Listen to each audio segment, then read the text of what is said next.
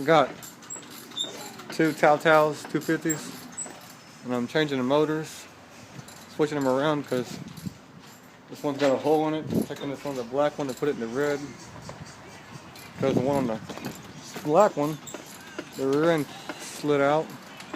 So putting this one on this one, it's kind of easy to do. Pain in the ass. You got the 4 bolts right there, and you got a couple bolts back in there to the frame. You gotta take that clutch wire off, spark plug, and disconnect the carburetor and the throttle cable. And you gotta twist and turn to get it out, but pretty much thumbs it up.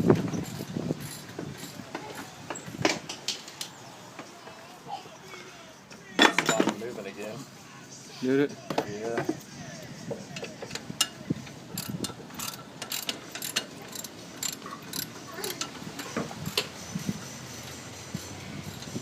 Can-Am DS 250. Way better.